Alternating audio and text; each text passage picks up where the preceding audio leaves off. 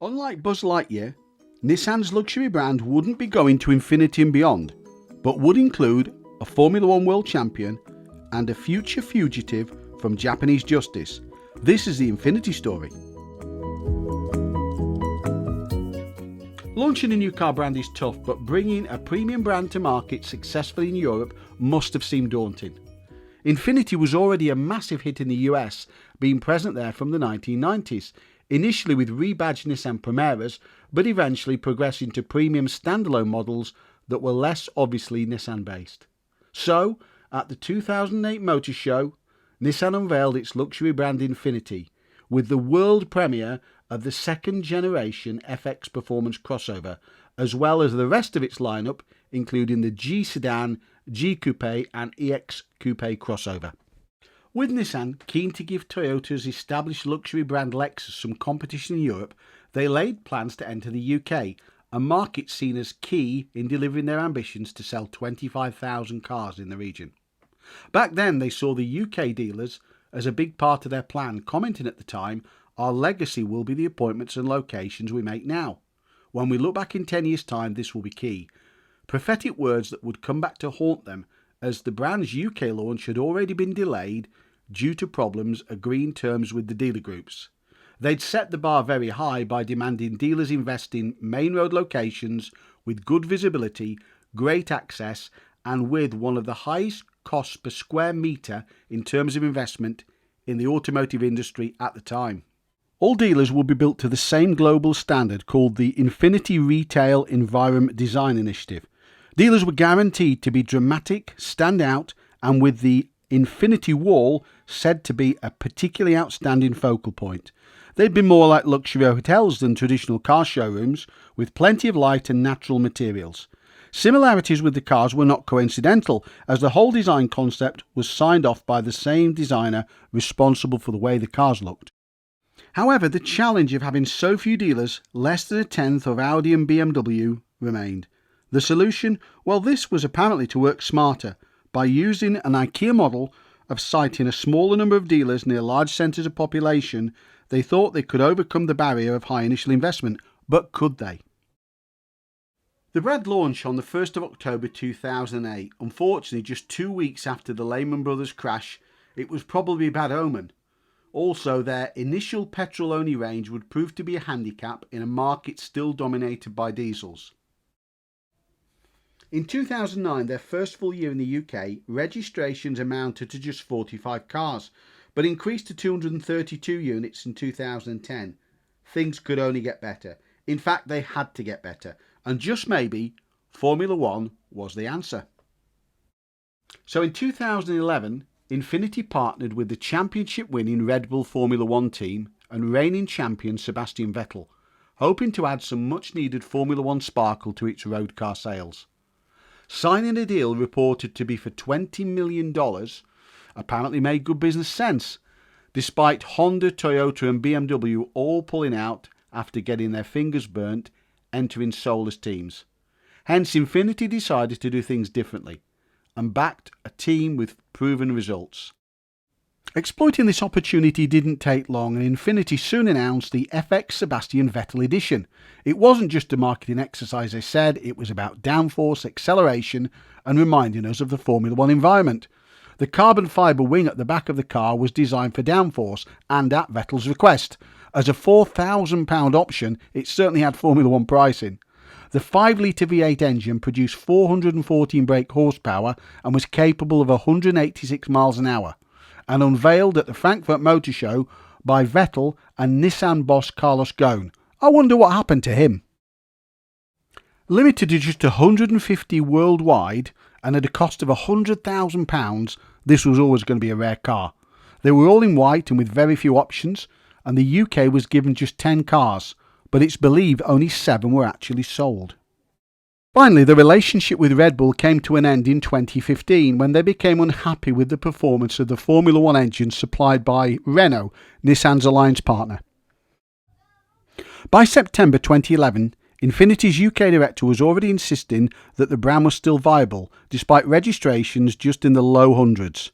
Their European boss admitted he was also unhappy with the marque's performance, but was still adamant there were plans for it to improve, and blaming the Lehman Brothers crisis and the lack of dealerships, having secured just 6 dealerships of their planned target of 40. The bigger problem was simply the lack of competitive models, and their much needed Audi A3 fighter was destined to account for 40 to 50% of their future volume. Finally, in 2012, their 5 Series sized Infiniti M35H arrived. Billed as the world's fastest accelerating hybrid, it sprinted from 0 to 60 in just 5.5 seconds, using a 3.5 litre producing 292 brake horsepower and an electric motor that delivered a further 67 brake horsepower. The end result, 359 brake horsepower, delivered a lot of performance for £46,840. UK press response could have been described as a little bit lukewarm. Autocar said it was a decent car but short on ultimate beauty, with Auto Express adding, if you're in the market for an M, this is the one to go for. However, one did comment that it looked a little bit like a late 90s Hyundai outside, but the inside was a great place to be.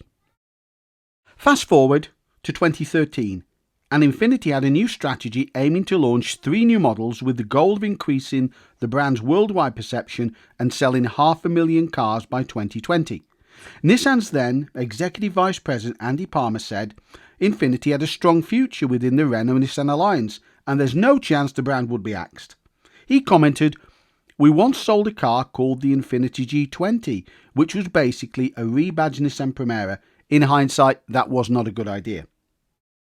He went on to comment that our cars should be as good as BMW's dynamically, but they should differ in style. We need to be more evocative with the way our cars look. The first test of whether they'd actually succeeded will be coming up very soon with their crucial C-segment premium hatchback.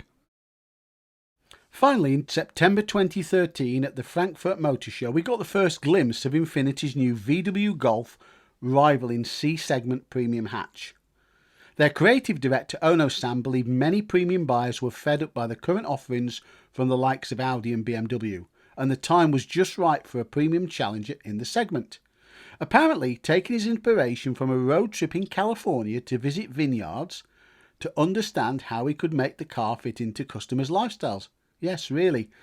Hence, their C-segment concept was unveiled and would be built at Nissan's Sunderland plant, featuring a hybrid powertrain and scheduled to arrive in UK showrooms sometime during 2015.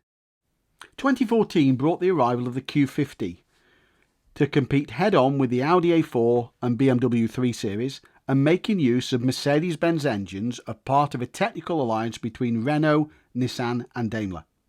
Despite high equipment levels, spacious rear seats and eye-catching styling, the car was met with initial criticism for noisy engines, a cheap cabin and numerous quality issues, not the start they would have wanted. However, despite the new model offensive, things weren't going well with its UK dealers. And in December, Infiniti announced a restructure of its network, having to take control of 5 city dealerships where the partners found them unviable to operate. Ironically, on the verge of the start of UK production for the much needed Q30 compact model. Later in 2015, the much anticipated Q30 finally arrived, giving dealers a new entry point with the Sunderland built compact hatchback. Despite little external resemblance, the chassis, some engines, a gearbox and the basic suspension setup were shared with the Mercedes-Benz A-Class. So was this finally the car to rescue the Infiniti brand from oblivion in the UK? Top Gear magazine thought not and criticised its styling as an accident black spot of angles and swoops, and went on to conclude, it suffers from exactly the same flaw as every other Infiniti.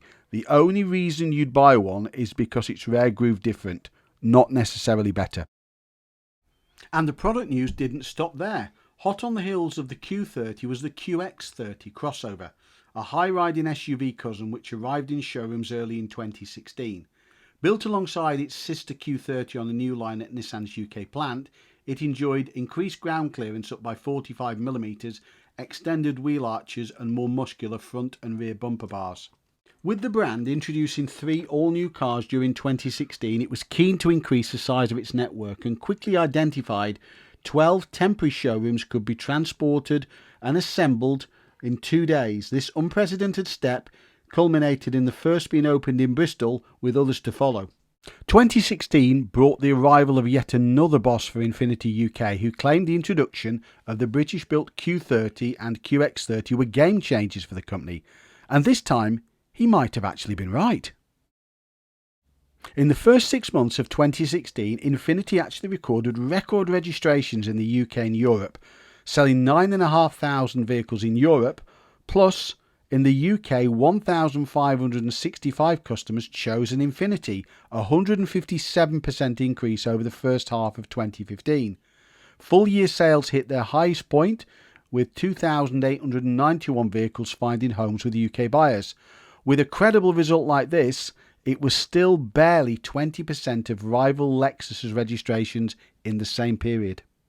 However, this success was arguably at the cost of quality, with the brand signing deals with Motability, entering into large rental contracts, and even concluding a car sharing deal with LeasePlan. Was this sustainable? Probably not. In November 2017, Infiniti showcased what could have been their best effort yet in the SUV segment with the QX50 compact SUV. It's the first production car in the world to use an engine with variable compression ratio and was planned for release 2 years later in 2019.